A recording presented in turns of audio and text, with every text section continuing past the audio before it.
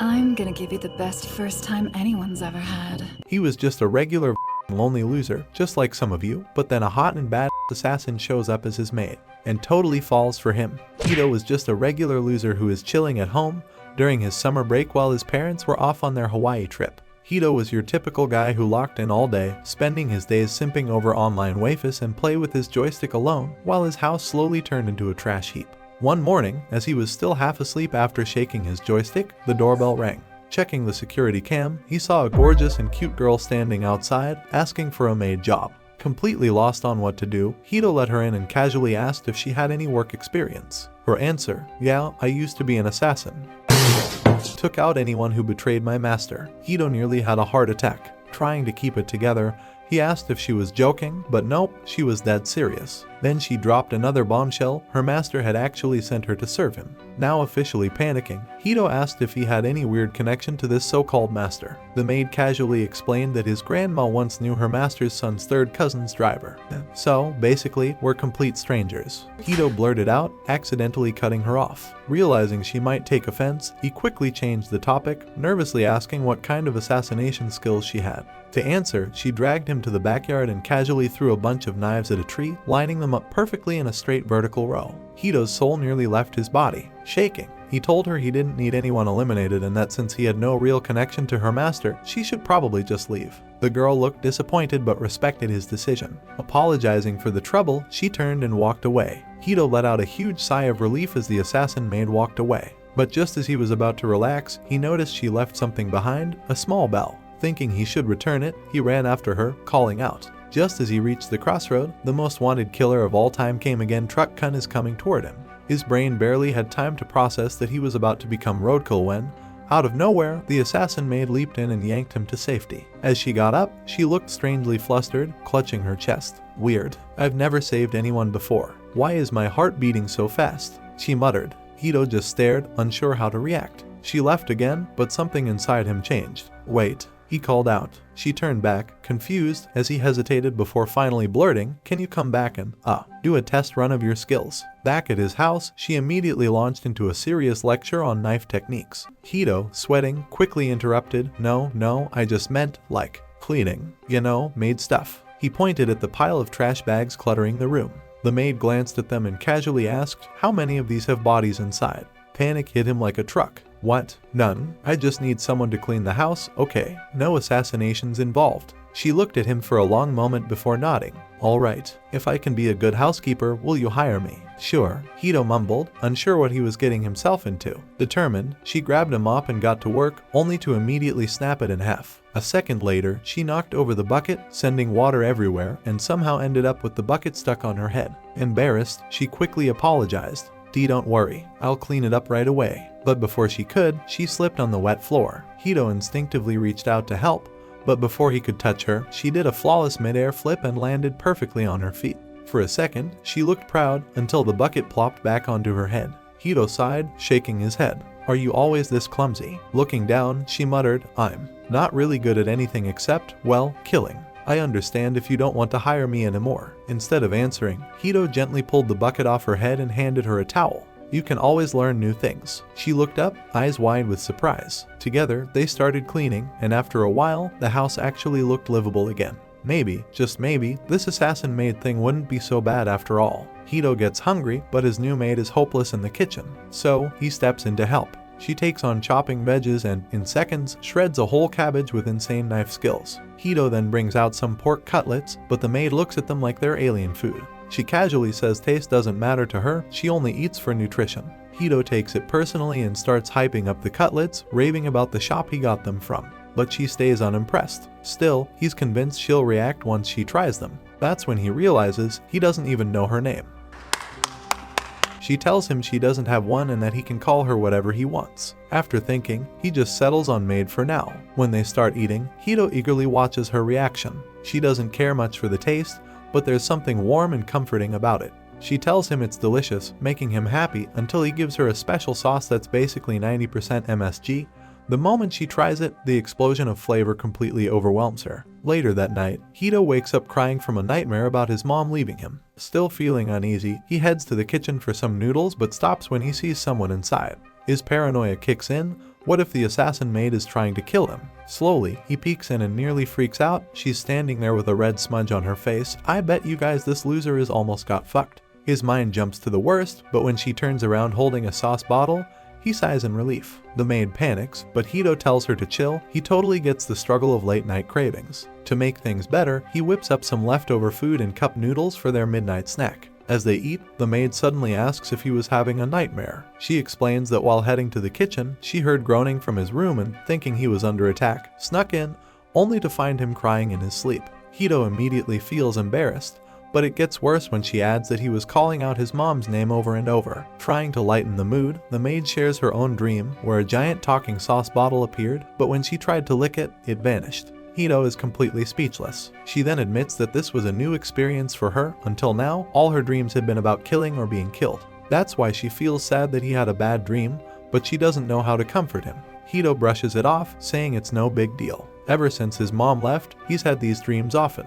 Back when he was a kid, whenever he had nightmares, he'd sleep in his mom's lap. Without hesitation, the maid offers her thick thighs as a pillow. Hito instantly freaks out, insisting he's not a child anymore and that he can't just rest on anyone's lap. This loser in his mind wants sleep with her. What do you think, guys? Tell me in the comments. Hearing this, the maid suddenly feels empty. Her mind drifts back to the words of her previous employer, who told her she was only useful clapping. Sorry guys, I mean she is only useful for licking. I really sorry guys, I mean she is best for killing only. The maid starts feeling cold, but before she can process it, Hito suddenly rests his head on her lap. A warmth spreads through her, and she softly tells him he can stay like that for as long as he wants. The next morning, the maid casually chops up trash to make it more compact, and Hito can't help but be impressed. As he steps outside to throw it away, he spots a small box sitting at his doorstep. Inside is a puppy. Annoyed, Hito wonders if his house has turned into some kind of shelter for stray creatures of every species. Meanwhile, the maid finds a note in the box. It explains that the puppy's original owner bought it thinking it was a small breed, only to realize it would grow much bigger. Since they didn't have the money or time to care for it, they decided to leave it in front of the richest man's house in the neighborhood, but I bet you guys he is not Andrew Tate, expecting whoever lived there to take responsibility. Hito is frustrated, but in the end, he decides to adopt the puppy. There's no way it would survive in the scorching summer heat. However, his words seem to trigger something in the maid. With a serious expression, she tells him that saving a life without thinking it through isn't always the right choice. Those who are abandoned should learn to survive on their own. She warns him that if he gets too attached to the dog, he might regret it later. Hito, unfazed, simply shrugs and says he doesn't overthink things like that. He picks up the puppy and then asks her, "Yesterday, did you save me out of sympathy or was it just instinct?" He explains that humans naturally want to help those they can, and without waiting for a response, he takes the puppy inside. Holding the small, fluffy dog in his arms, Hito can't help but find it adorable. He turns to the maid and asks if she wants to hold it too. Without hesitation, she steps back and refuses. Amused, Hito moves the puppy closer, teasing her. "Wait, are you scared of dogs?" he asks. The maid's face turns slightly red as she hesitantly admits that, yes, she is a little afraid of them. However, she quickly adds that if Hito orders her to hold the puppy, she will do it no matter how scared she is. Hito shakes his head and tells her there's no need to force herself. Curious, he asks why she's afraid of dogs in the first place. The maid goes quiet for a moment before finally revealing that during her assassin training, her master abandoned her in the wild with a pack of vicious dogs. That experience left her with trauma that has stayed with her ever since. Hito sighs, saying it's a problem since he plans to keep the puppy and hoped the maid would help. Wanting to be useful, she takes a deep breath and asks to hold it. The moment Hito hands her the puppy, she starts shaking like an old Nokia on vibrate. When he asks what she's afraid of, she mutters, "Its claws, its fangs." Hito stares at the tiny, fluffy dog. Seriously, it looks harmless. Right then, the puppy playfully bites her finger. She completely freaks out and nearly eats it out the window. Luckily, Hito stops her just in time and takes the puppy away as the maid collapses on the floor, trying to catch her breath. The dog then starts biting his fingers too, and he quickly realizes it's just teething. Wanting to help, he takes it to a nearby pet shop to get checked and pick up some essentials. Later, as they return home, Hito thanks the maid for helping with the shopping. She suddenly responds, saying she's never met anyone as kind as him. His orders are completely different from what she's used to. Her past was all about killing, and failure was never an option. Yet, even after messing up so many times, he's never once treated her harshly. She hesitates before asking, "How can I be more useful to you? Do I even belong here?" Before Hito can answer, the puppy suddenly takes off running. He quickly catches it, then turns back to her. "You must have wanted to leave that life behind and just be a normal girl, right?" This is your chance, don't overthink it. For the first time, the maid realizes she never actually considered quitting before. Killing was all she ever knew, and without it, she thought she had no purpose at all. Suddenly, Hito tells her to look at the sunset, calling it amazing. She steps beside him, thinking that if she stays with him, maybe she'll finally understand what she truly wants. Hito then admits that when she first arrived, he was terrified. He had never seen an assassin in real life. But after spending time with her, he realized she's a good person at heart. Hearing those words stirs something deep inside her. It reminds her of when she was just a normal girl back when her parents praised her. For the first time, she asks, "How can I become normal again?" Hito says, "You can me off, sorry guys I mean." Hito's first piece of advice, her failures. He tells her that since everything she's doing now is new, messing up is completely normal. She shouldn't let those failures weigh her down. Later, the maid prepares dinner, chopping cabbage like a normal person for the first time. She realizes that doing things normally is much easier and doesn't require intense focus. As she starts thinking about dinner, the puppy suddenly rubs against her leg. She freaks out, instinctively pointing her knife at it, assuming it was attacking her from behind. But when the puppy weakly collapses, she realizes it was just hungry. Feeling guilty, she feeds it and, in an attempt to face her fear, hesitantly reaches out to touch it. Just then, Hito walks in, startling her. Seeing that she fed the dog, he smiles and thanks her. He pets the puppy and, loving how fluffy it is, decides to name it Aimo. Everyone agrees it's a great name. For no reason at all, Hito dramatically emotes to tell the maid she's improving at her job. She's genuinely moved by his praise and, wanting to be more helpful, offers to take care of Aimo when he's busy. Hito, still concerned about her phobia, asks if she's sure. She firmly states that if she wants to be normal, she has to overcome her fears. Impressed by her determination, Hito gently guides her as she pets Aimo, then holds it in her arms. As she rubs its belly, she realizes her fear was irrational. The puppy is actually incredibly well behaved. Later, they sit down for dinner and once again, the maid falls in love with the sauce. She devours her plate in record time. When Hito asks if she wants seconds, she hesitates, saying she shouldn't trouble him, but her body betrays her and her hands automatically extend the plate. Hito sighs and tells her to stop overthinking and just ask for what she wants. Seizing the moment, she suddenly asks him to give her a name.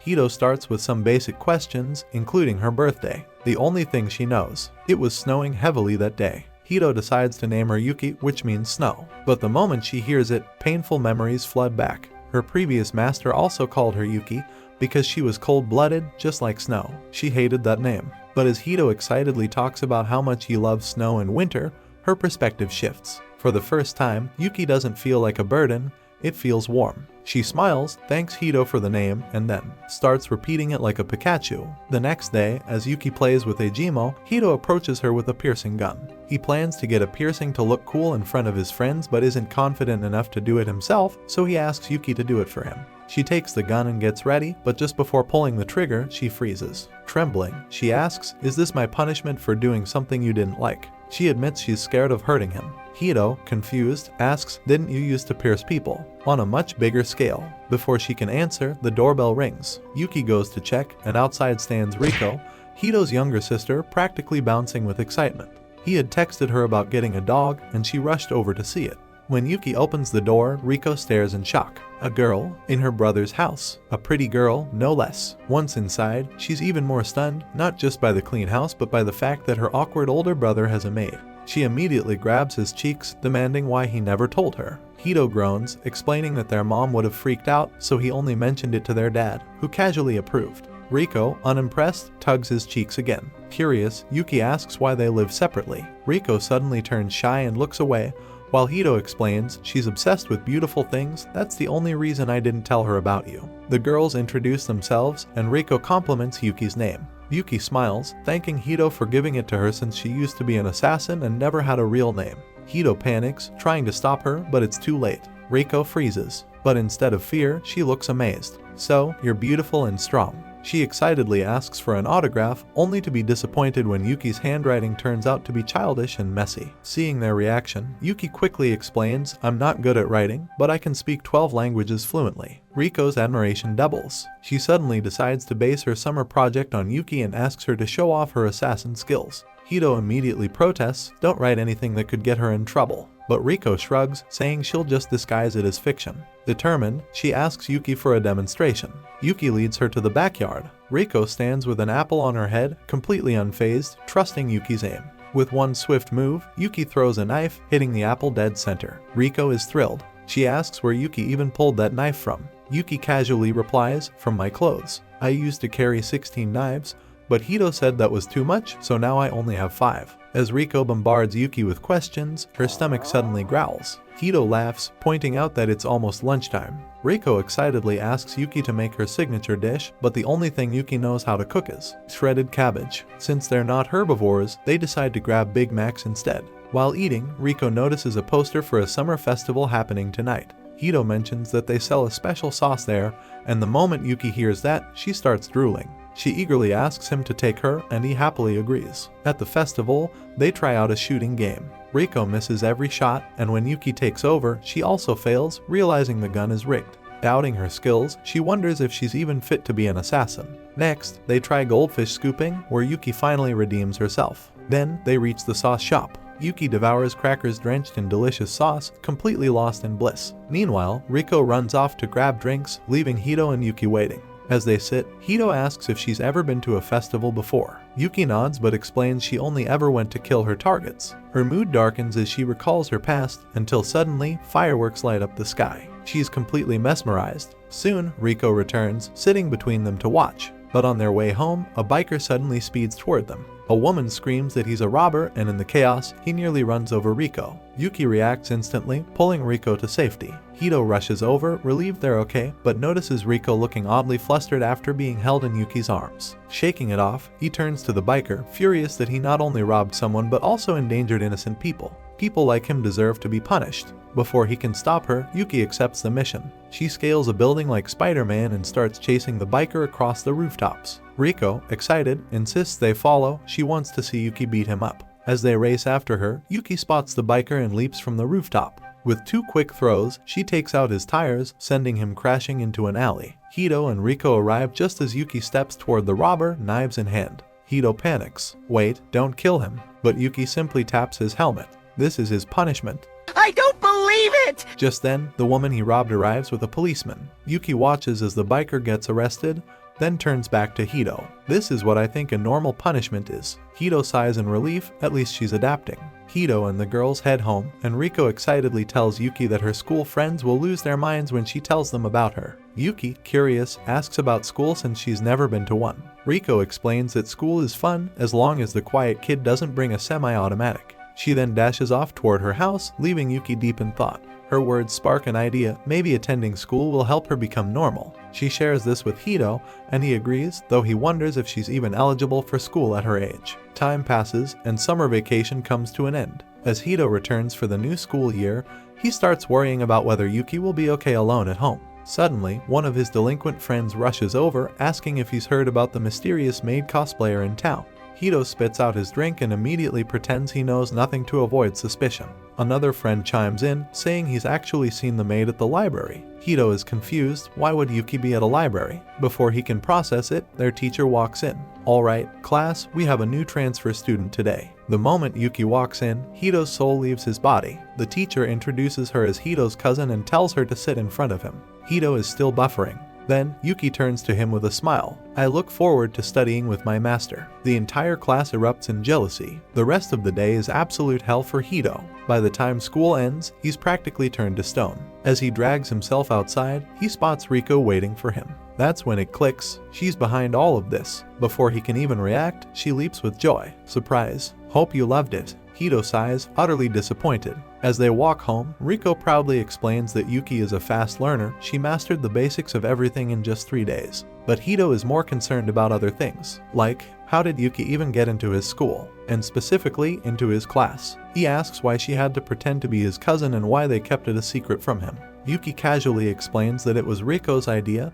Having a fake cousin gave her a believable backstory. As for how she actually got admitted, she pulled some strings using her underworld connections. Hito nearly chokes. Then Yuki adds, oh, and Rico told me not to tell you in advance. She thought your reaction would be funnier that way. Without thinking, Hito lightly smacks Rico on the head. Yuki, worried, asks if he's mad. He sighs, I'm not mad, just shocked. Then, he looks at both of them and smirks. Well, I guess we're in this together now. Let's enjoy high school life. As soon as lunch break starts, chaos erupts. Students sprint toward the cafeteria, all aiming for the legendary Katsuda bread, a special treat only sold once a week. Yuki, curious, asks Hito about it.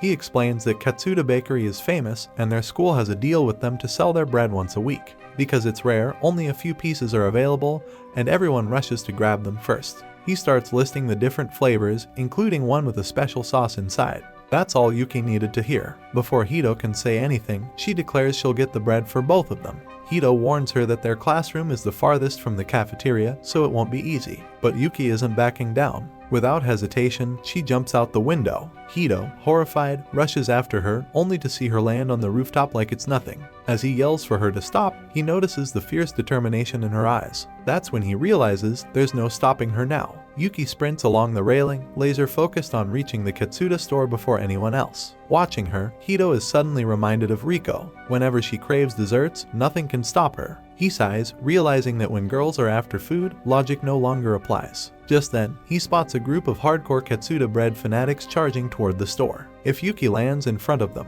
things could get messy. Yuki takes a shortcut, leaping effortlessly from one building to another, landing perfectly balanced on the railing of the next rooftop.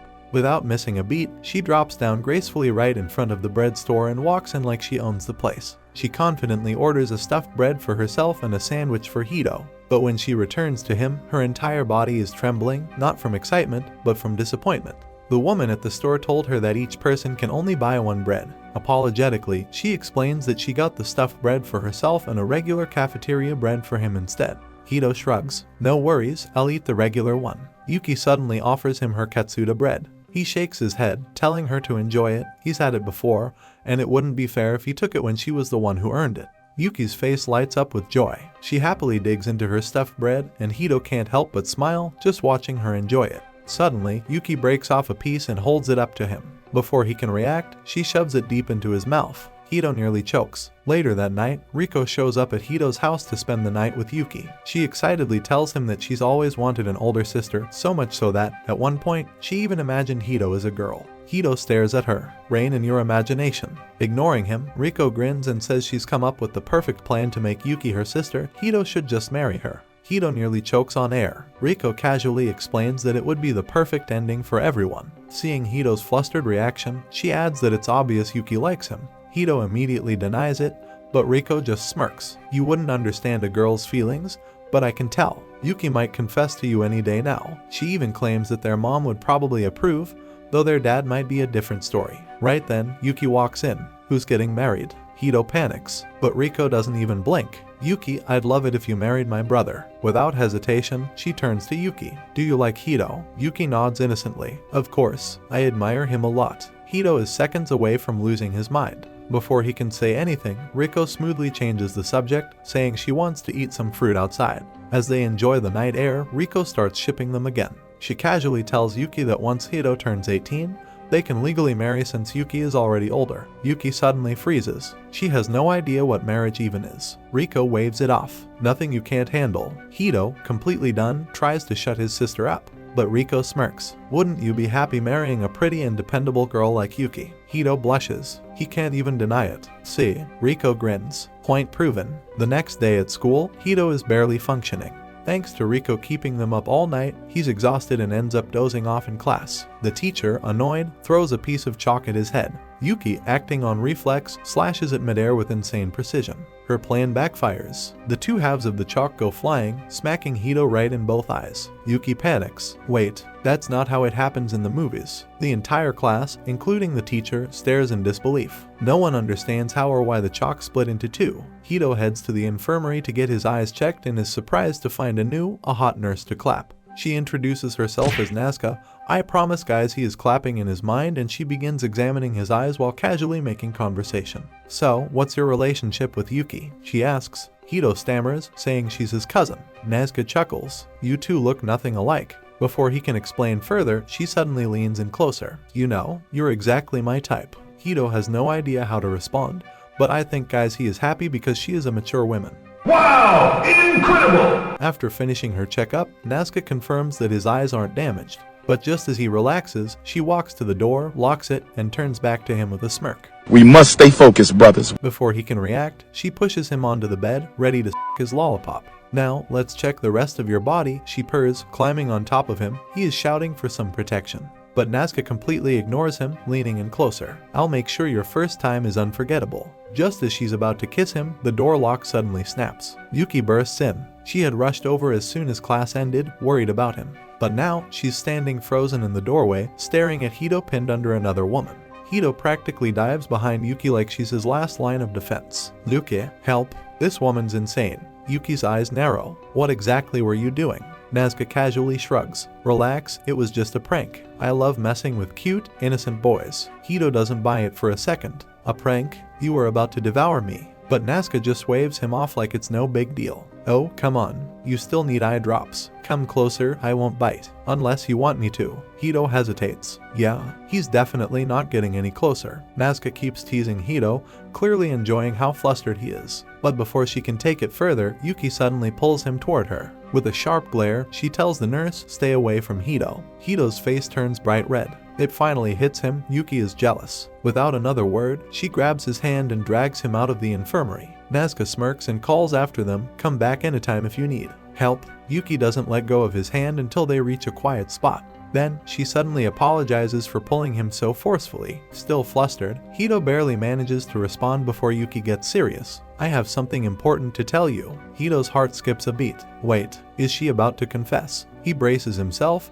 but instead of a confession, Yuki drops a bombshell. Nazca is definitely an assassin. We should be very careful around her. Hito blinks. Huh? As insane as it sounds, Yuki is 100% right. Because Nazca is, in fact, an assassin. But unlike Yuki, her ambitions are unique. Her dream, to build a harem of handsome, muscular male models and retire in a luxurious villa and get as many lollipop as possible. To fund this ridiculous goal, she became an assassin, eliminating countless targets to stack up cash. And now, her final mission is in sight. If she eliminates Yuki, she'll have enough money to finally live the life she's always wanted, such a guys. Back at Hito's house, he tosses and turns in bed, unable to sleep. The reason? Yuki is standing over him, watching like a hawk. Hito groans. Can you please let me sleep in peace? Yuki shakes her head. No, I have to stay on guard. That vile woman might attack while you're asleep. Hito sighs. I can't sleep with you staring at me. Yuki thinks for a moment, then comes up with a solution. She crawls into bed next to him.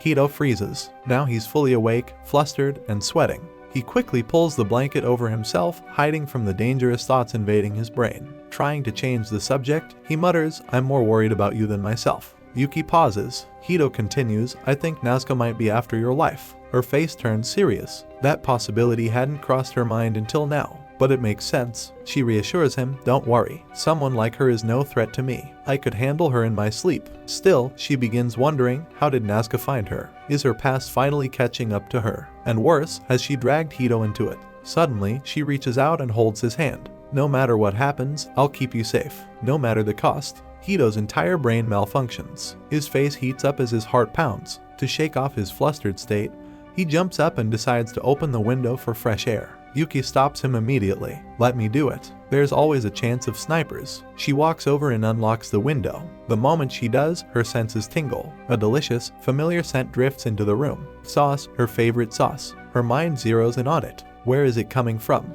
Just as she's completely distracted, a voice echoes from behind her. You've lost your touch. Yuki's blood runs cold. She whirls around. Nazca is already inside the room. And worse, she has Hito in her grasp. Nazca smirks. You've gone soft, playing house with this boy. You fell for such an obvious trap. Her eyes glint as she steps forward. Tell me, are you really the infamous assassin known as the White Wolf of the Dragon's Nine? Yuki instantly pulls out a knife, but Nazca smirks, warning her to stay back unless she wants Hito to lose his eyes. Just then, Yuki's aura shifts, filling the room with an overwhelming menace. Speaking in Chinese, she threatens that if Nazca harms Hito, she will suffer a fate worse than death. The sheer intensity shakes Nazca, making her realize she's outmatched. Knowing she can't win in a direct fight, she changes tactics. She reveals she was hired to kill Yuki but can't take her down without leverage, so she's taking Hito as a hostage. With a smirk, she tells Yuki to meet her at the school grounds at 2 a.m. if she wants him alive, then vanishes. Alone, Yuki is haunted by the words of her old mentor, no matter what, she will always be a killer. Clenching her fist, she admits she was foolish to think she could be normal.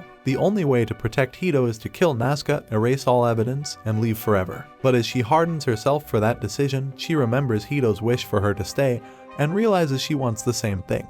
For the first time, she doesn't want to run. She wants to live. Meanwhile, at school, Nazca has tied Hito up using bondage gear she conveniently carries. Unfazed, Hito sighs, realizing he should have expected this. Nazca asks if he's scared or angry, but he simply replies that he trusts Yuki. Amused, she tells him she never wanted to involve him, but she had no choice. Taking down Ju alone was impossible. Confused, Hito asks who Ju is, and Nazca laughs, revealing that Yuki's real name in the underworld was Ju. She wasn't just an assassin, she was a monster. Ruthless, emotionless, and ranked number 4 in one of the deadliest assassin organizations in the world, the Dragon's 9. Nazca explains that Dragon 9 is an elite organization that gathers the world's most talented assassins, training them into masters of their craft. Throughout history, they have been involved in nearly every major upheaval, making them both incredibly powerful and highly targeted. Because of this, there's a massive bounty on their heads. She reveals that if she kills Yuki, she will not only earn a fortune but also boost her reputation, leading to even bigger, high-paying contracts. Hito, unimpressed, questions if she's seriously talking about Yuki, a 16-year-old girl who is emotionless one moment but completely wears her heart on her sleeve the next.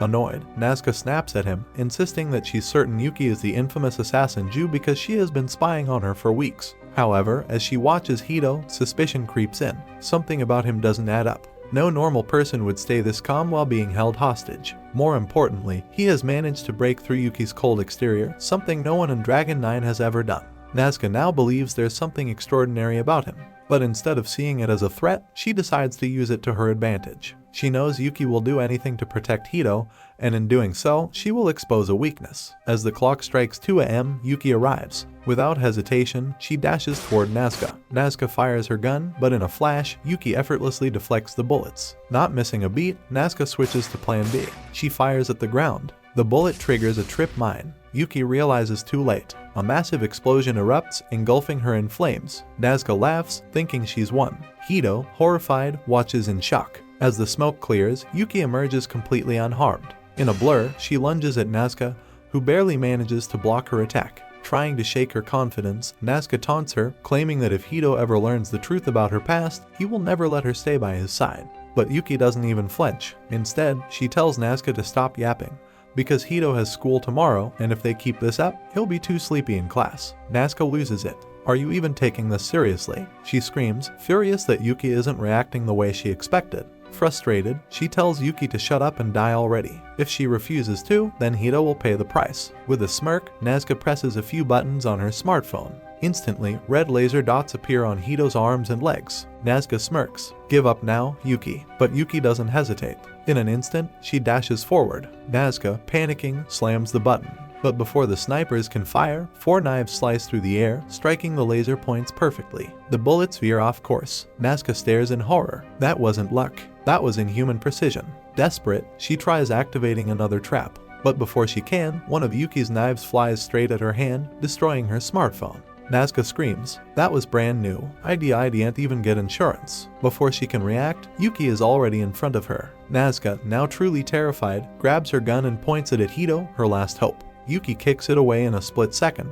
With one swift strike, Yuki sends Nazca crashing to the ground. Nazca, shaking, fears that this is the end. In a last attempt to shake Yuki's resolve, she sneers, "You'll never live a normal life. You're still an assassin. People will keep coming for you. What then? Will you keep killing them and pretend this is normal?" But Yuki's eyes are clear. "I will never kill again.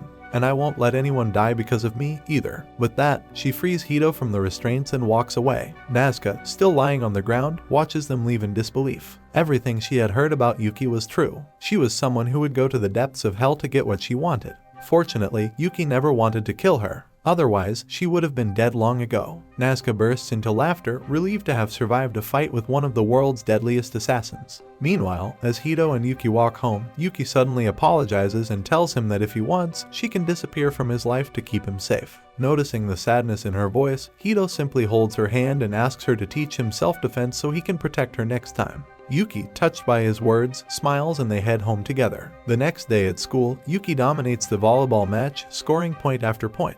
The boys on the sidelines gawk at her, struggling to believe she's related to Hito. But he doesn't care, he already knows how amazing she is. Still, last night's events feel unreal, and while he's curious about her past, he doesn't want to push her. As Yuki smiles at him, every boy glares at Hito with pure jealousy. He shrugs them off, lost in thought, until a volleyball comes flying at his face. Before impact, someone catches it. Hito looks up and freezes. Nazca, now sporting blonde hair, she smirks and flirts with him, making things worse as every guy gets even more jealous. She sits beside him, rubbing shoulders, telling him not to be so cold to her. At this moment, Hito's brain reboots, flashing back to how this all started. That morning, as he and Yuki arrived at school, they ran into Nazca, now blonde. Yuki immediately went on guard, but Nazca claimed she meant no harm. She explained that she quit as the school nurse and had taken on a new role. She was now the new PE teacher and, apparently, Hito's cousin. Hito nearly had a meltdown, pointing out that they looked nothing alike, but Nazca just laughed it off. She revealed she's a master of disguises and insisted this blonde look was her real self. Yuki, still suspicious, demanded to know why she was here. Nazca simply grinned. She loved interesting things, and watching the legendary assassin serve a wimp. Too good to pass up. So now, she was staying. Nazca once again declares her innocence, promising never to harm Hito again. However, knowing words weren't enough, she sweetens the deal, offering Yuki 3 months worth of Katsuda bread in exchange for trust. Yuki accepts instantly. Telling Hito not to worry, she explains that even in their world, assassins don't kill civilians on a whim. She believes Nazca has learned her lesson and won't dare mess with them again. Even if she does, Yuki is confident she could handle someone like her in her sleep. And so, they allow Nazca to observe them in secret. The problem? She's completely forgotten about the secret part. She clings to Hito constantly, complaining that she hates being a PE teacher but keeps the job because it lets her slack off the most. Worse, she starts whispering dirty things in his ear just to fluster him. Yuki, watching this unfold, grows angry. She swings the volleyball with too much force, tearing through the net and smashing into the wall. Everyone stares in shock. The girls nervously ask why Yuki is so unnaturally strong. Later, during lunch, Yuki apologizes to Hito for losing control. He reassures her, saying it wasn't her fault. After a pause, Yuki hesitantly admits that while she knows Nazca isn't a threat, she felt strange seeing her get close to Hito. She asks if that feeling is normal or if she's acting weird. That's when it hits Hito. Yuki is jealous. A few days later, as Yuki is doing household chores, she opens the washing machine to take out the laundry. When she finds the towels perfectly clean and dry, she is overjoyed. Excited, she rushes to Hito to share the news, telling him that she had been struggling for a whole month to wash them properly. Hito praises her, making her even happier before she eagerly returns to her chores. As they talk about dinner, Yuki suggests having shredded cabbage with pork cutlet and the special sauce. Hito agrees and takes her to the famous shop where he buys his pork cutlets. When they arrive, the shop's shriveled old lady takes Hito's order but quickly gets distracted by Yuki,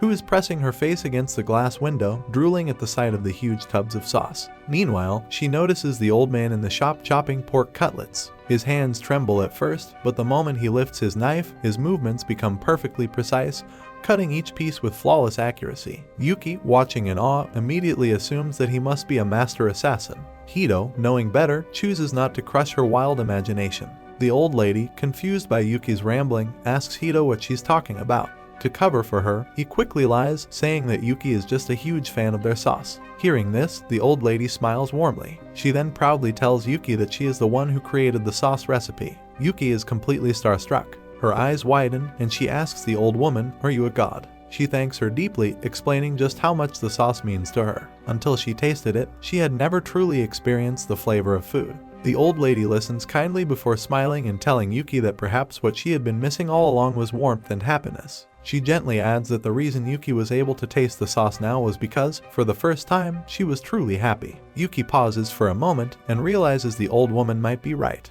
As Yuki stands there, lost in thought about the happiness she has found since meeting Hito, the old man from the shop suddenly appears behind her and gently pats her shoulder, brushing off some dust. Yuki freezes. She didn't even sense his presence. Now, she's completely convinced this man is a legendary assassin. From that moment on, she becomes his fan.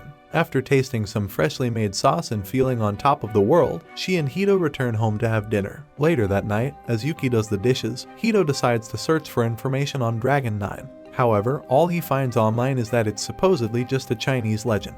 He wonders if he should ask Yuki directly but ultimately decides against it. She's trying hard to move on from her past. As he dozes off on the couch, he starts dreaming about his mother leaving. In the dream, he cries, begs her to stay, and desperately chases after her. Suddenly, he wakes up in Yuki's arms. He freaks out as something soft and jiggly presses against his chin. We must stay focused. Yuki, unfazed, asks if he had the same nightmare about his mom again. Blushing, he nods, and Yuki casually offers him a nap on her thighs to help him relax. Hito, now completely flustered, refuses. But at that moment, his phone slips from his hand and lands with the Chrome tab still open.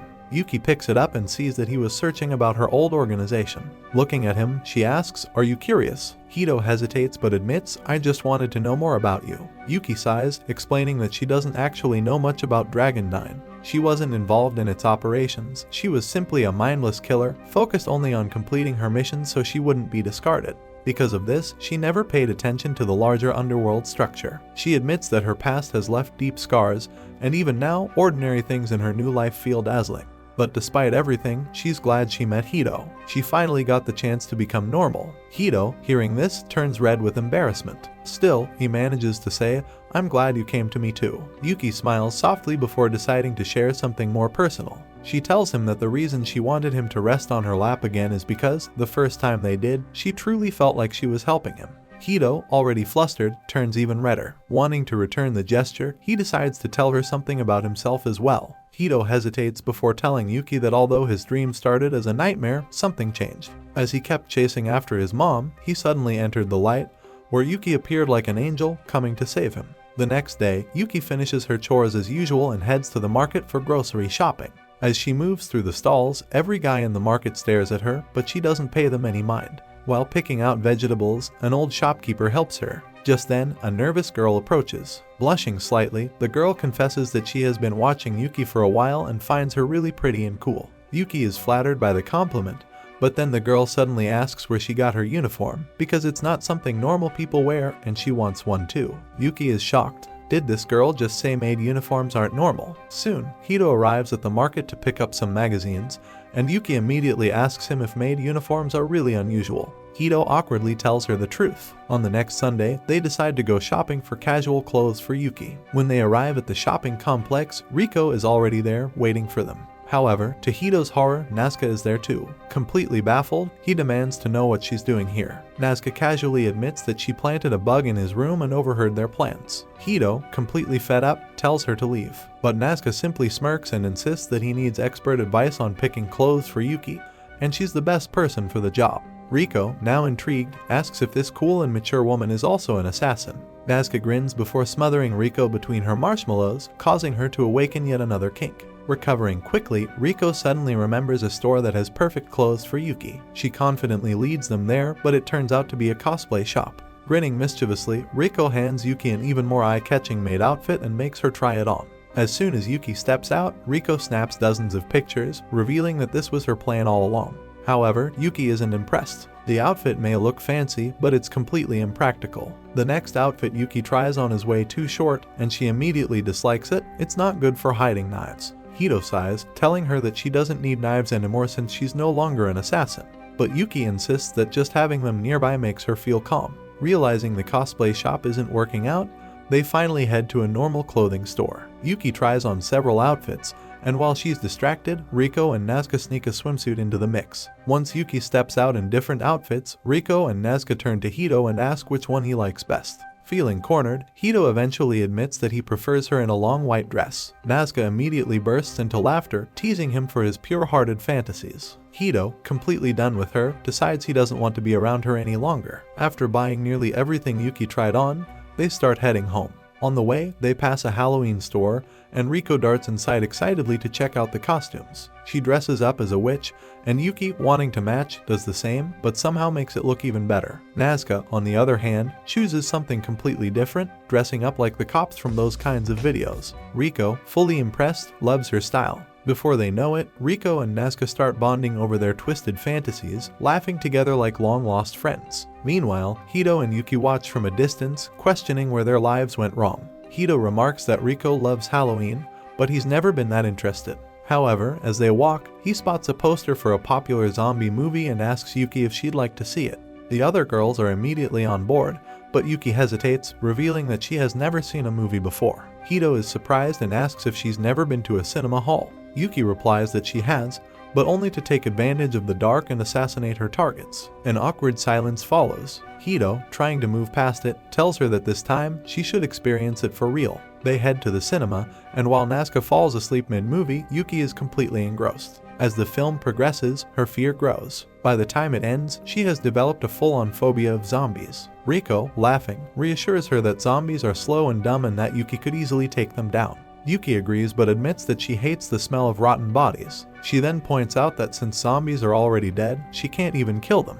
The thought makes her tremble. Seeing her shaken, Hito treats the girls to desserts to help calm her down. They share bites with each other, laughing and enjoying the moment. Across the road, a shy pink-haired girl watches them. Suddenly, a man grabs her hand. "You dropped your guard." The girl, Naka, stiffens as he scolds her, reminding her that she will never become a great assassin if she gets distracted. She quickly apologizes and promises to focus on training. But as soon as the man lets go, her attention drifts back to Hito and the girls, watching as they enjoy their time together. Later that evening, Nazca heads home. Hito decides to walk Rico home, while Yuki says she'll return home to prepare dinner. On the way back, Yuki pauses, staring at her reflection in a shop window. She starts thinking about what the maid uniform truly means to her. Once home, she changes back into it and goes to check on Aimo. Noticing that his toys and rugs are filthy, she decides to clean them. But the moment she picks up a rug, Aimo grabs it and runs away. Yuki chases after him, but suddenly, dark storm clouds roll in.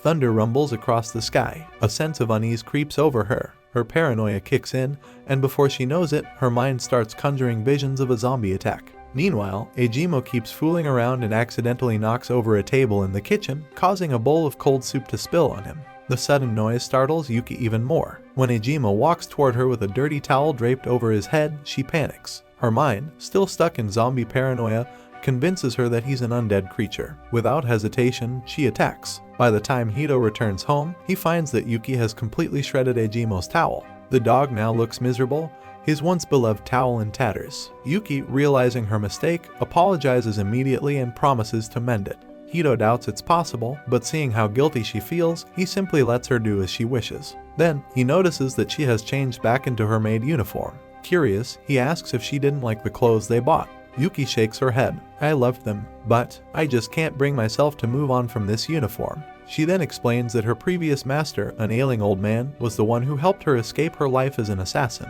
In the end, he was also the one who sent her to Hito. That's why she cherishes the maid uniform. It's not just clothing, it's a reminder of the man who gave her a second chance. She hesitates before asking, "Is it weird that I still want to wear this uniform? Or that I'm afraid of zombies when I'm supposed to be an assassin?" Hito smiles. "Not at all. It's normal to hold on to things that have strong memories attached to them. And it's normal to fear things that scare you." Then, looking at her seriously, he adds, "Stop worrying about how the world sees you. Just be the version of normal that makes sense to you." Yuki's eyes soften. His words comfort her more than she expected. Just then, Aimo starts running around, whining. It takes them a moment to realize he wants his towel back. Hito picks him up and suddenly recognizes the towel. It's the same one Aimo had when he was left at his doorstep.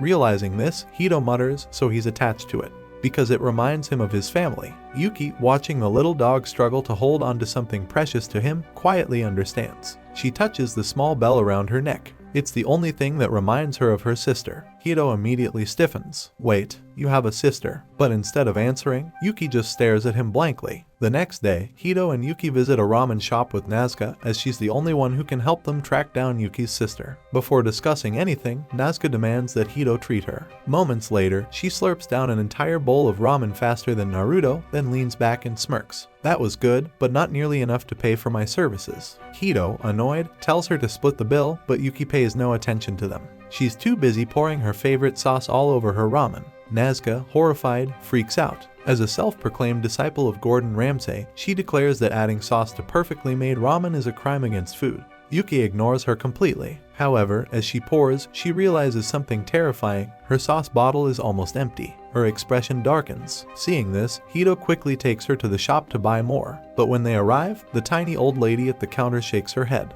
She explains that they ran out of sauce because all the students in the area bought it. Now, they only have enough for regular business use. Yuki forces a smile. It's fine. But as they walk back, Hito can practically hear her heart shattering. That night, Yuki stares at the tiny bit of sauce left in the bottle. Holding it like a priceless treasure, she solemnly declares that she will use it wisely, enough to last an entire week. Hito, watching her spiral into sauce-related despair, decides he needs to snap her out of it.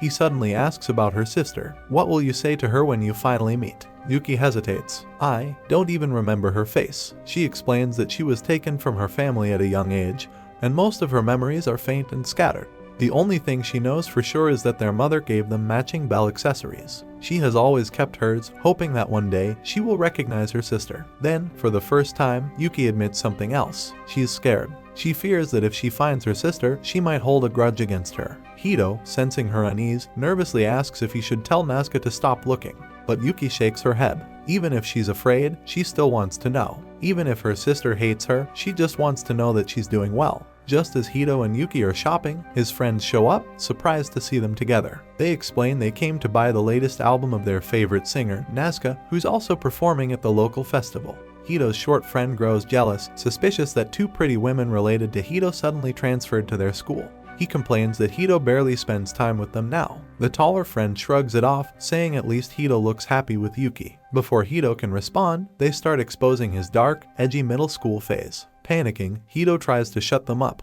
In the scuffle, his friend's signed album slips from his hand, flying toward a drain. Yuki, acting fast, throws her bag to block it, saving the album. But in doing so, her sauce bottle flies out and shatters. Yuki stares at the spilled sauce, devastated. That night, she has a nightmare of a giant, empty sauce bottle looming over her. The next morning, Hito wakes her up, only to hear, "Hito, I have no reason left to live." Holding back laughter, Hito comforts her, promising they'll buy more sauce next week. Yuki sighs, mentioning another dream but doesn't explain. That night, the nightmare returns. Too scared to sleep alone, she runs to Hito's room. Blushing, she asks, "Can I sleep with you?" Flustered, Hito tells her he's pulling an all-nighter, so he'll stay awake by her side instead. As they drink coffee, Yuki suddenly says, "Hito, you're a man with great character." Then, after a pause, she asks, "Have you ever hated someone?" Hito thinks before replying, "Not hate, but I disliked my father for things in the past. But that's just how family is." That night, Yuki dreams of an empty sauce bottle mocking her, saying she abandoned it, just like she abandoned her sister. It tells her everyone hates her, even Hito and Rico. The dream shifts to her childhood, where she was a genius loved by all. But on her 7th birthday, assassins came for her, killing her parents. Her sister, devastated, told Yuki she hated her and threw away the matching bell their mother gave them. As Yuki relives her past, a familiar voice calls to her, her old master, demanding she return. Suddenly, Yuki wakes up to Hito calling her name. Seeing her shaking, he asks if she had a nightmare. Instead of answering, she hugs him tightly, pulling him onto the bed. Hito malfunctions. His brain shuts down. Realizing she was too forceful, Yuki apologizes but asks to stay like this for a while. She needs it. Hito, noticing her fear, gently pats her back, just like his mother used to do. To his surprise, it works and Yuki falls asleep. The next day, Hito's friends are shocked when Yuki asks about the Katsuda festival. How do you not know? They explain it's a huge school event with music, sports, and cultural competitions. The winners get a special version of Katsuda sauce. Yuki starts drooling. However, his friends say that as freshmen, they probably won't rank high. The cultural festival and exam scores matter most. Hito suddenly remembers something. Wait, Yuki, what was your test score? Proudly, Yuki shows her paper, 42 points, barely passing. Then, she realizes her score affects the class average. I'm going to ruin everything. Panic mode activated. Hito quickly reassures her. As long as you pass, it's fine. Judging by her face, she's not convinced. Later, Hito and Yuki meet with Nasuka to collect their weekly quota of Katsuda bread as part of their deal. Yuki gratefully thanks her since she had been suffering from sauce withdrawal all week. Nasuka, unimpressed, tells them to go back to class since she has tests to grade. As they walk back, they discuss the class average scores for the festival. Hearing this, Nasuka suddenly remembers something. She turns to Yuki. Wait, you're definitely bringing down the class average. Yuki freezes. Nasuka smirks. You forgot to write your name on the answer sheet for the PE test. That means you automatically fail. Yuki panics. Hito quickly tries to negotiate. How about we write the name now? Just pretend you didn't see it. Nasuka crosses her arms. Fine, but if I do that, you'll owe me. No more free bread. Yuki, determined to win the festival and get the special sauce, agrees to the deal. Just then, a gust of wind blows past them. Nasuka looks down and sees Yuki's name written on the test paper. Huh? She stares in shock. How did you do that so fast? Before Yuki can answer, Hito goes full Saul Goodman. What do you mean? The name was always there. You must have just missed it. Nasuka narrows her eyes. She's been lawyered. After a long pause, she decides to let it slide this time. Once she leaves, Hito immediately asks, "Okay, seriously, what did you do?" Yuki shakes her head. It wasn't me. A voice speaks up from behind the wall. It was me. Yuki turns to see the pink-haired girl from the market. She steps out nervously, blushing. She stammers, then introduces herself. I am Naka. We're in the same class. Yuki thanks her, and Naka, still flustered, tells them she knows a way to win the festival. She then drops a bombshell. She is a descendant of the prestigious Hikage family, masters of martial arts, trained for generations. Naka is still training under her strict older brother, Tatsu, who, despite his tough demeanor, deeply cares for her. However, as student council president, he's suspicious of Yuki and decides to investigate her himself. Meanwhile, the school festival begins and Hito's class is running an animal cafe. Backstage, as Hito, Yuki, and Naka pack candies, Naka confesses that Tatsu has never acknowledged her. She hopes that by participating, he'll finally recognize her efforts. However, she also has another reason for wanting to win, one she's too flustered to say around Yuki. The next event is a cops and robbers game where athleticism is key. Suddenly, a huge Katsuda sauce mascot bursts in, startling Yuki. Inside the costume, Hito's delinquent friend, Teiga. A hardcore Katsuda sauce fan, he declares he'll compete in costume, believing no one can beat the sauce. He's confident that with Yuki and Naka, they'll win.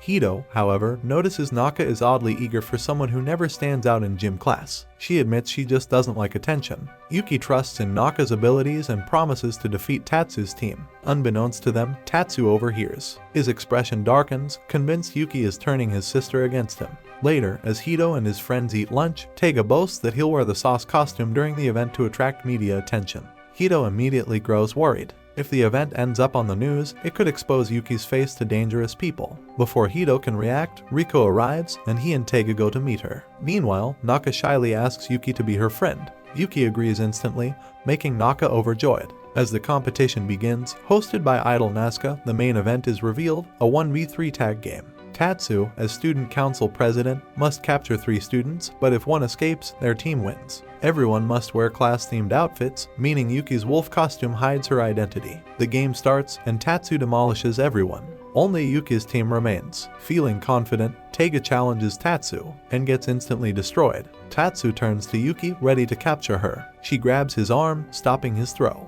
He grabs her tail. Suddenly, Naka sacrifices herself, throwing a smoke bomb. Tatsu mistakenly throws his own sister. In shock, Yuki remembers Hito's words, "Friendship is about helping each other." As Tatsu regains his focus, he lunges, but Yuki holds him back, shocking the entire audience. Determined to prove herself, she slams him into the ground. With 20 seconds left, she dashes toward Naka. Tatsu chases after her. Yuki kneels before Naka. "I finally understand friendship. I want to be someone special to you." Naka turns bright red. Just then, Tatsu grabs Yuki. The whistle blows. She was caught at the last second. Their class loses. Yuki, frozen in shock, realizes second place means no Katsuda sauce. Her brain crashes. Before she can process it, the media rushes in for interviews. As the media swarms the field, Naka suddenly remembers Yuki saying that getting her face on camera would be dangerous. Thinking fast, she throws another smoke bomb. Within seconds, she swaps costumes, putting Teiga in the wolf outfit and Yuki in the sauce costume. Just as Hito and Rico arrive, worried about Yuki, Naka reassures them that she's safe. They quickly escort her away while the media unknowingly interviews Teiga and Tatsu instead. Behind the school, Naka apologizes for making them lose, but Yuki insists it was her fault for not understanding the rules. She tells Naka that since they're friends, they should share both success and failure. Naka is deeply moved. Just then, Tatsu and his group show up. He tells Naka it's time to go home and shoots Yuki another death glare, convinced she's turning his sister gay. "If you hurt Naka, you'll pay," he warns. Yuki, unfazed, just stares back. That night, Hito finds Yuki alone on the rooftop while the rest of the students enjoy the live concert.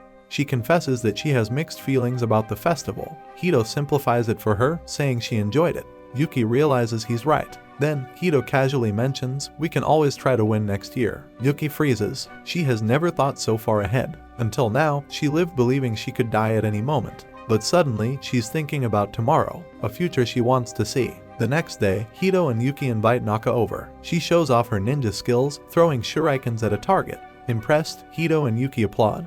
But Naka insists that she's not that talented, her brother is the real deal. She admits that sometimes she wishes she wasn't born into this responsibility. She thinks life would be easier if she were just a normal girl. Her words hit Yuki deeply. She tells Naka that she completely understands. For the first time, they bond over their shared dream of normalcy. Hito smiles, watching this heartwarming moment. Then, Nazca suddenly appears behind him. "Looks like you're finally building your harem," she smirks, eyeing Naka and Yuki. "Two cute girls already. So, who's your pick for tonight?" She leans in, presenting herself as the third option. Hito freaks out. I quote am not interested. Meanwhile, as Yuki demonstrates her knife-throwing skills to Nazca snuggles against Hito. Wanna feel heaven? She teases. A second later, her lollipop is shattered. A knife lodges into the wall behind her. Yuki, smiling innocently, apologizes. Oops, my hand slipped. Nazca, both furious and terrified, decides not to push her luck. Instead, she warns Yuki, if you kill me, you're not getting any info on your sister. At this, Naka's curiosity sparks. Wait, you're not an ordinary person either, she asks. Before Nazca can answer, she grabs Naka's face. I already know who you are, heir to a ninja clan, she smirks. She then grins, whispering, and I know you are the one who wrote Yuki's name on the test. Naka freezes, but before Nazca can push further, she feels Yuki's murderous aura. She immediately lets go. Smart move. Nazca tells them she's heading to China for a mission and might find info on Yuki's sister. However, she won't dig too deep to avoid trouble with Dragon 9. Before leaving, she teases them to spend an intimate Christmas together, making Hito turn red. Suddenly, Naka asks if he and Yuki are really dating, despite being cousins. Hito panics, denying it.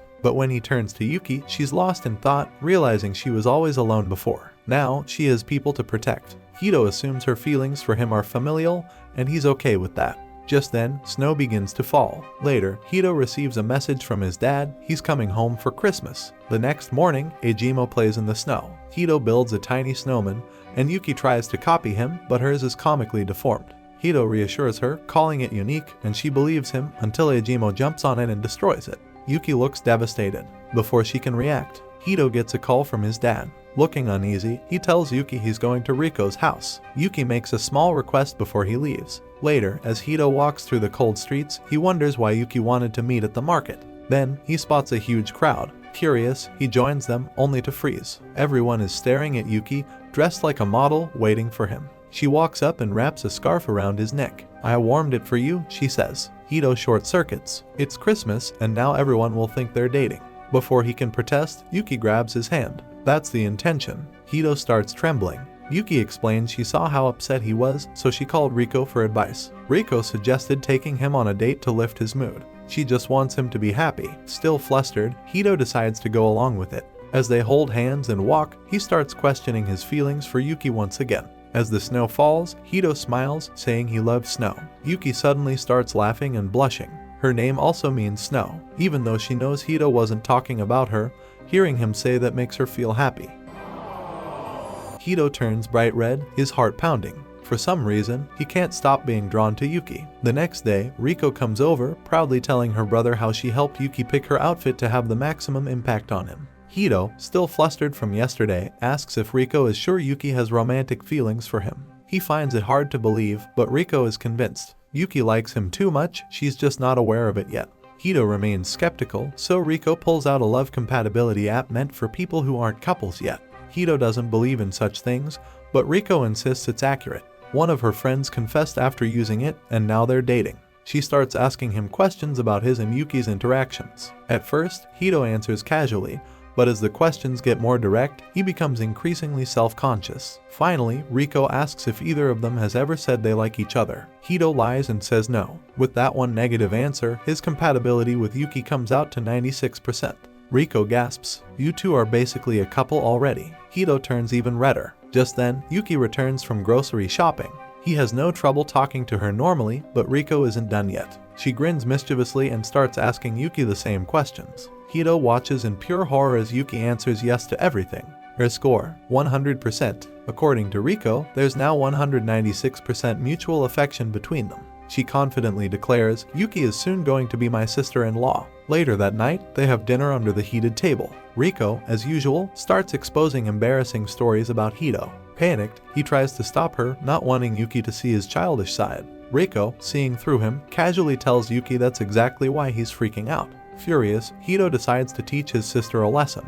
Under the table, he kicks her leg repeatedly, but Rico doesn't even react. Confused, he peeks under the table, and to his horror, he realizes he's been kicking Yuki this whole time. She didn't even notice. As Hito accidentally kicks Yuki under the table, she turns bright red, thinking he's flirting with his foot. Hito freaks out when he realizes what he's been doing. Seeing them both flustered, Rico smirks. A secret between lovebirds, ha. The next morning, Hito wakes up to find Yuki sleeping next to him.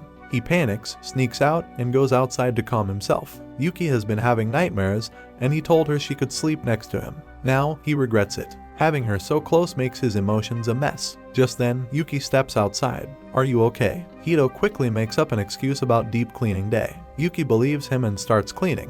Meanwhile, Hito wonders if he should confess. But then, he remembers his childhood crush rejecting him. You don't love me, you just don't want to be alone. The thought haunts him. Yuki tries mopping the floor. She's confident, but Aimo has other plans. By the time Hito returns, Yuki is drenched in dirty water with Aimo standing triumphantly on her head. She apologizes, but Hito tells her to take a warm shower. However, when he sees her soaked shirt, his heart races. Embarrassed, he sprints to the bathroom, scolding himself for having dirty thoughts. As memories of his mother leaving and his past rejection flood back, he realizes a terrifying truth. If Yuki left him too, he wouldn't survive it. Just then, Yuki knocks. You've been acting weird. Are you okay? Hito hesitates before opening the door. To his shock, Yuki is kneeling with her lap ready, offering a lap pillow. Lay down. You'll feel better. Hito panics. He refuses. It's embarrassing for a high schooler to lay on a girl's lap. Yuki's face falls. Are you bored of me? She asks. Suddenly, she starts crying. Hito is completely rattled. Not knowing what to do, he chooses the worst response. Go take a bath before you catch a cold. Yuki quietly obeys. As she leaves, Hito realizes he just made things worse. After that, Yuki becomes overly sentimental. She cries at everything. Forgot to buy radishes. Tears. Aimo getting fat. Sobs. Street cats fighting. Apologies. Hito tries to reassure her, but nothing works. Still, he lets her sleep beside him when she has nightmares at the cost of his own sleep. By New Year's Eve, he's completely exhausted. While Yuki is busy with chores, he finally decides to take a nap. Yuki looks for Hito to go grocery shopping but finds he's already gone, leaving a note saying he'll be back soon. Feeling a little disappointed, she heads to the market with Aimo. Since the local market is closed, she shops at a supermarket for the first time and buys roast beef for dinner. But when she returns, she finds Hito already cooking, and he's also bought roast beef. Overwhelmed, Yuki starts crying. She apologizes for messing up again, then cries again at dinner. Hito feels helpless. Despite trying to make her happy, he keeps making her cry. That night, he sleeps on the couch, and before bed, Yuki gently covers him with a blanket. The next morning, Rico arrives to take them to the shrine. Yuki tells her Hito won't wake up. Rico grumbles, saying today isn't just New Year's, it's also his birthday. Yuki freezes. She never knew. Tears well up instantly. Rico, shocked, watches as Yuki breaks down. Yuki decides not to go, afraid she'll cry again. Rico understands and leaves, asking her to watch over Hito. Inside, Yuki finds Hito's phone.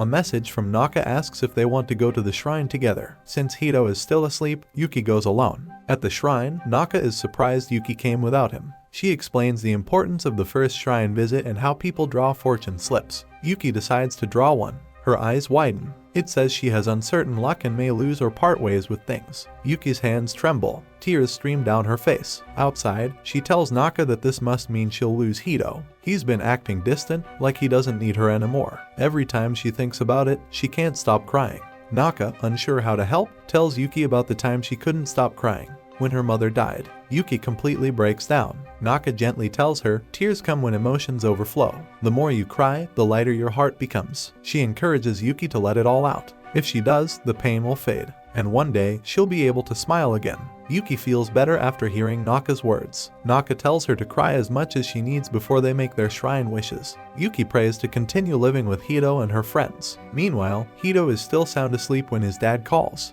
He doesn't wake up, so his dad decides to head home on his own. As Yuki and Naka walk home, Naka learns it's Hito's birthday. Excited, she suggests Yuki buy him a special gift and give it to him when they're alone. Yuki has no idea what to get. When Naka asks what Hito likes, Yuki's first thought is pork cutlets. Naka insists that's not special enough. Yuki then remembers Hito likes action figures but doesn't know what they're called, so she tells Naka he likes dolls. Fortunately, Naka understands and takes her to a toy store. Yuki spots an action figure Hito already owns and decides to buy it, thinking he must like it a lot. However, the toy is from a gacha machine. She has to keep trying until she gets it. After several failed attempts, she only gets shiny figures, not the one that looks like Lucario on crack. Frustrated, she starts crying again. Naka struggles to calm her down. Just then, a random older man appears and asks Yuki if she wants to learn a spell to win. Curious, Yuki listens. The man tells her to stop crying because tears hold evil spirits that drain confidence. He then rambles like he forgot his meds before saying she needs determination and a killer instinct to make the machine submit. Desperate, Yuki takes him seriously. With intense focus, she glares at the machine and threatens to destroy it if it doesn't give her the right toy. Naka and the man are stunned by her intensity. Surprisingly, it works. She finally gets Lucario on crack. Overjoyed, Yuki thanks the man. He tells her he once went through the same struggle trying to buy a toy for his son, so he couldn't ignore her situation. As he walks away, Yuki admires him, thinking he's both cool and kind. Rico wakes Hito up with a karate chop to the head. "How long are you gonna sleep on your birthday?" she yells. She reminds him that their dad is arriving soon. Before he can fully process that, he notices Yuki's note saying she went to the shrine. Hito panics. He hasn't told Yuki about his dad yet. Rico finds it absurd. "You live together. How could you not tell her?" Her words send Hito into a spiral. Communication has never been easy for him. He still remembers the day his mom left. He couldn't ask his dad why. He couldn't even ask about the fear in his father's eyes. After that, their relationship grew distant. His father moved abroad for work, rarely coming home. Hito never got the chance to ask him about the divorce. Now, the thought of introducing Yuki terrifies him. What if his father disapproves of her? Suddenly, a text from Naka snaps him out of his thoughts. She tells him to cheer up Yuki, she drew bad luck at the shrine. Seconds later, Yuki returns home, eyes swollen from crying. She quickly changes into her maid uniform. Hito immediately tells her his dad is coming, and that he doesn't know about her past. He considers giving her advice on how to act but stops himself. If he hides her from his father, it would mean trampling on all her efforts to be normal. Instead, he swears to protect her no matter what his dad says. Rico, watching proudly, starts calling him the Rizzler, but she teases him, saying he should tell that to Yuki's face. Just as they bicker, their dad walks in, and to everyone's shock, it's the same man Yuki met at the market. Rico runs to hug him, but Hito stays tense and distant. He decides to finally introduce Yuki, but by the time she comes downstairs, his dad has already learned everything. As they sit to talk, Hito makes coffee. His dad mentions knowing Yuki's old master, calling him a respectable man. They talk about how her master asked him to take her in after his death. Hito just listens, feeling left out. Just like during his parents' divorce, a familiar loneliness creeps in.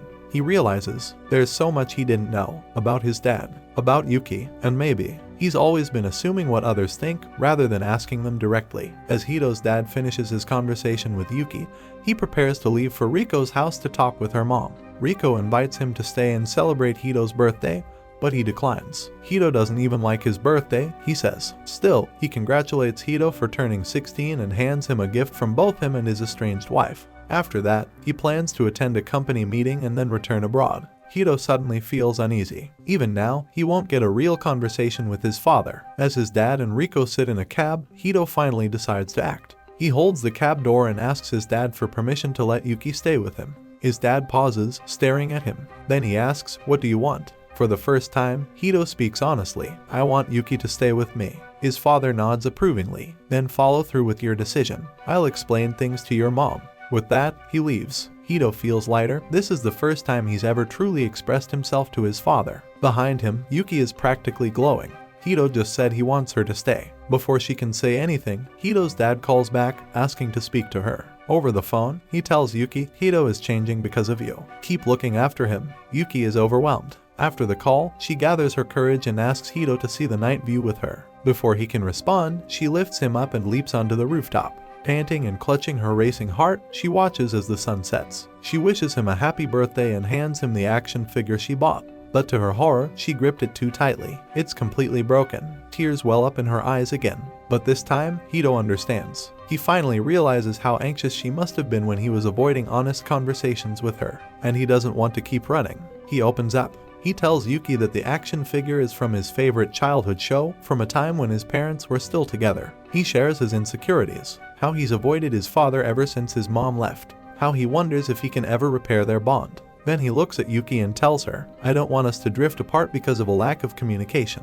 I want us to live like a real family who shares everything together." Hearing this, Yuki remembers her own family, and this time, she cries tears of joy. She asks, "Can I really be your family?" Hito smiles impatiently. "Only you can, because I like you." He waits, heart pounding, for her response. Yuki smiles warmly, "I like you too." But Hito immediately realizes, there's no romantic meaning behind it. She sees him as family. His heart shatters. Later that night, back in his room, Hito breaks down, silently crying. Even though he gathered all his courage to confess, all he got was heartbreak. Hito fails to realize one thing. Yuki is a slow learner when it comes to love. In the kitchen, Yuki calmly cuts cabbage. But then, Hito's confession flashes in her mind. His smiling face replays over and over. Her hands stop moving. Her heart starts pounding. Confused, she clutches her chest. What is this feeling? It's something unfamiliar, something she doesn't understand yet. That's it for today's video, guys. Watch the following video and I will see you in the next one.